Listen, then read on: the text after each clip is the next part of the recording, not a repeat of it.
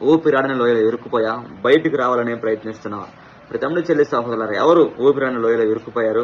ఎవరు బయటికి రావాలని ప్రయత్నించారు? ఎలా ప్రయత్నించారు? ఎలా వారు ఆ ఊపిరాడని లోయలో ఇరుక్కుపోయారు మనం తెలుసుకుందామా? కీర్తన గ్రంథం 40వ అధ్యాయము 2వ వచనంలో ఒక భక్తుడు ఊపిరాడని లోయలో ఊపిరాడని పరిస్థితుల్లో ఇరుక్కుపోయాడు.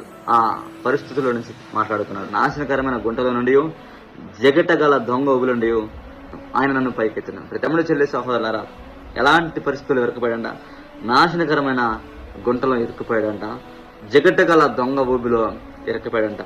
జగటగల దొంగ ఊబి అనగా అది చిన్నగానే ఉంటుంది కానీ చాలా ప్రమాదకరమైనది. అది కంటికి కనిపించదు. అందులో పడితే ఇంక బయటికి వచ్చేది లేదు.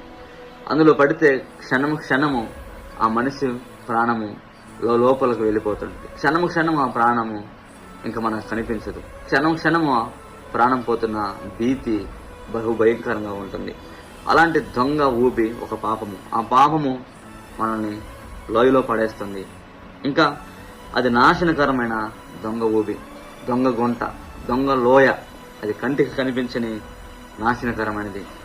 అయితే దావీదు మహారాజు అంటున్నాడు, ఇలాంటి పరిస్థితుల నుంచి తాను మాట్లాడుతున్నాడు.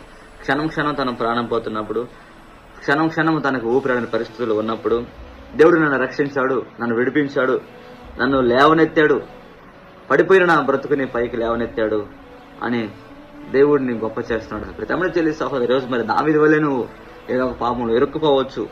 దావీదు వలె నువ్వు ఏదో ఒక లోయలో ఇరుక్కుపోవచ్చు. దావీదు వలె ఏదో ఒక ఊపిరాడని పరిస్థితుల్లో నువ్వు ఇరుక్కుపోయి ఎలా బయటికి రావాలని ప్రయత్నించవచ్చు. అయితే దావీదు ఎలా ప్రయత్నించాడు? దావీదు ఎలా ప్రయత్నించాడంటే పైన వచనంలో ఉంది, యెహోవా కొరకు నేను సహనంతో కనిపెట్టుకుంటుని, యెహోవా రక్షణ కొరకు సహనంతో కనిపెట్టుకుంటుని. ఎలా కనిపెట్టుకున్నాడు? గాఢాంధకారములో నేను సంచరించినను, నీవు నాకు తోడయ్యుందువు. ఈ లోయలో, ఈ గుంటలో నువ్వు నాకు తోడై ఉన్నావు. నీ వాక్యమే నన్ను బ్రతికించిన నీ వాక్యం తనను బ్రతికిస్తుందని తన వాక్యం పైన ఆధారపడ్డాడు, క్రీస్తు పైన ఆధారపడ్డాడు. ఇంకా సమతల భూమిపై నన్ను నడిపించను నీ వాక్యం. ఎంత అద్భుతం అండి, ఎంత అద్భుతం! దేవుడు దావీదును రక్షించిన తీరు చూడండి.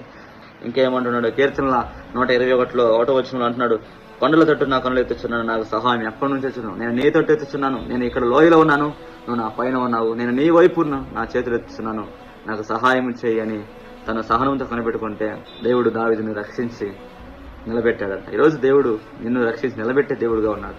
అయితే దావీదు వలె సహనముతో ఆయన వైపు నీ చేతులు ఎత్తి బయటికి రావాలని, ఇరుక్కుపోయిన పరిస్థితుల నుంచి, ఊపిరాడని లోయలో నువ్వు ఉన్నప్పటికీ దేవుడు నేను రక్షించేవాడుగా ఉన్నాడు. అయితే నువ్వు దావీదు వలె వాక్యమును నీ కంటికి వెలుగుగా ఉంచుకో, వాక్యము నీ అడుగులకి దీపముగా ఉంచుకో, వాక్యము నీ జీవితంలో ప్రతి మార్గంలో గుర్తుంచుకో. అప్పుడు ఖచ్చితంగా దేవుడు నిన్ను రక్షించి విడిపించి ఆయన గొప్పతనాన్ని నీకు తెలియజేస్తాడు.